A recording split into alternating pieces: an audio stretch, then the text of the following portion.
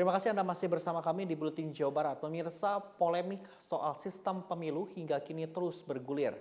8 partai di parlemen tetap menolak usulan PDI Perjuangan agar pemilu 2024 menerapkan sistem pemilu proporsional tertutup. Sementara itu, pemerintah memilih sikap netral soal polemik sistem pemilu dan menyerahkan sepenuhnya ke Mahkamah Konstitusi yang saat ini sedang menyidangkan gugatan atas sistem proporsional terbuka.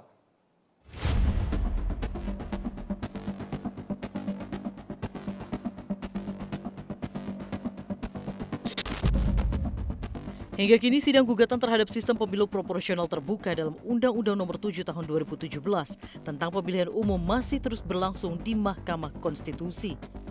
Besok rencananya Mahkamah Konstitusi akan menggelar sidang lanjutan soal gugatan sistem pemilu dengan agenda mendengarkan keterangan DPR, Presiden dan pihak terkait KPU. Namun, pemerintah bersikap untuk netral terkait polemik sistem pemilu yang kini sedang digugat di Mahkamah Konstitusi.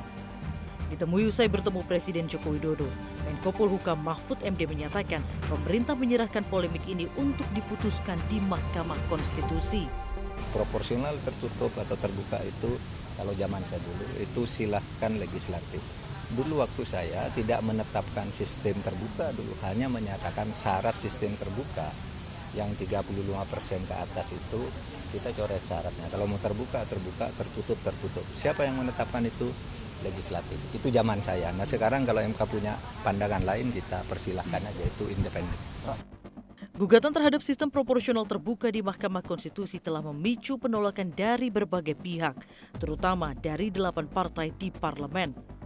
Golkar, Nasdem, PKB, PKS, PAN, Demokrat, P3 dan Partai Gerindra bersama-sama menolak sistem proporsional tertutup yang diusulkan PDI Perjuangan.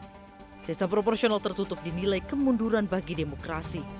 8 partai juga meminta Komisi Pemilihan Umum sebagai penyelenggara konsisten untuk patuh menerapkan undang-undang pemilu yang berlaku saat ini.